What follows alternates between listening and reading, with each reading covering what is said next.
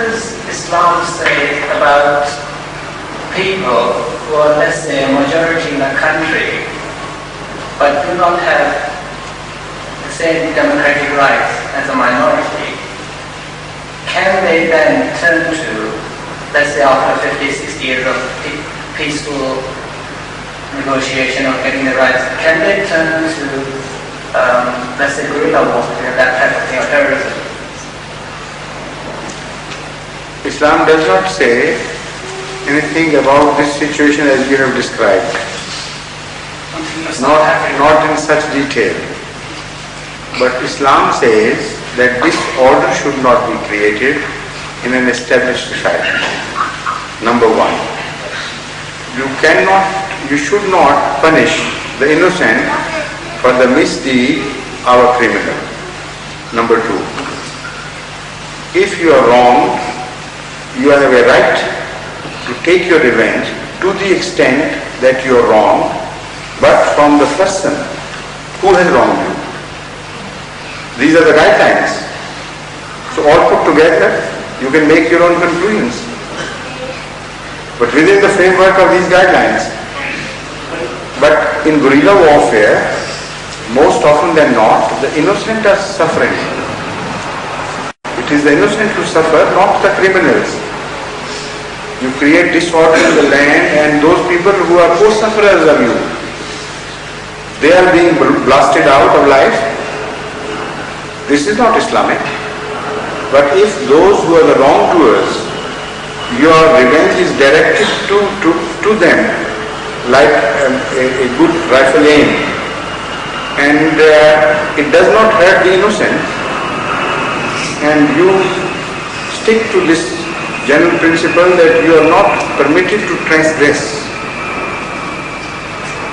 only to the extent that you have been wrong, you can take your revenge.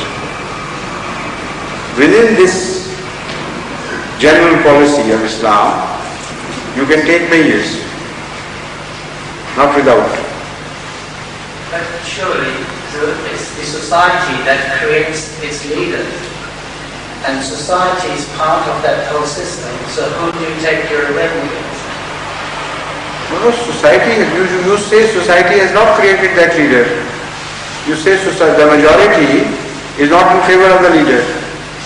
So how can you say the society has created the leader? Who has the power? I'm thinking mainly of South Africa now, really. So define yourself and then put the question. Well, it's the whites who are the minority there, and they have certain privileges, and they want to cling on to those privileges. And no way will they give those, and surely the people... The fact is that if once the rule of a minority has been accepted by the people, and law and order has got established, after that you have no right to disturb that society. But how you should do it, I will come to that.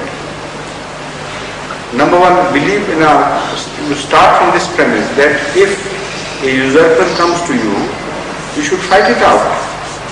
You have every right. You must not submit to him or bow down to him. And if that war continues, you are permitted to do whatever you please, whatever is within your right or your power, to chuck such a usurper out. But once you have accepted the defeat and an authority has got established, then to create disorder is not permissible. The way out, number one, hijrah, and number two, attack from outside and open. As an attack which is not like thieves, but committed attack like armies invade another country. Now this is the solution which has been given by the Holy Quran. But if somebody is not permitted to migrate either, or the other countries don't accept them, then you have your right to fight it out within that country. But after this first attempt, it is better to leave the country, go to some other place, and then turn back and try to overpower the enemy. If you can't do that, you are not permitted by the enemies to leave either, then you are free to do whatever you please. This is exactly what was done by those Sahaba of Muhammad who were not permitted to migrate to Medina because of a contract reached at between Muhammad and the Meccan society. So they were left with no choice but to take their revenge as they thought best.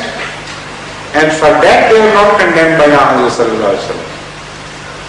So some wire media can be adopted if you are intelligent enough to devise things, but still innocent people will not be permitted to be killed for the criminals.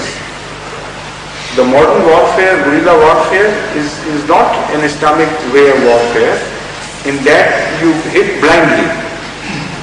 The purpose is just to create disorder and nothing more. And this warfare is not as productive as the Islamic way. If you are more meaningful with a certain aim, if you are restricted only to hit the criminal, the result would be far better than the normal guerrilla warfare. And it's not impossible, it is possible.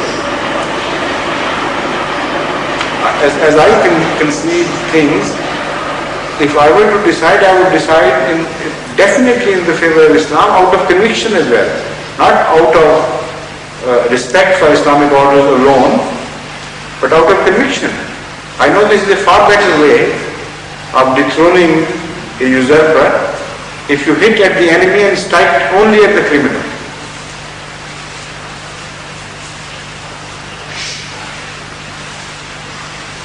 So this is the last question, right? Adhan.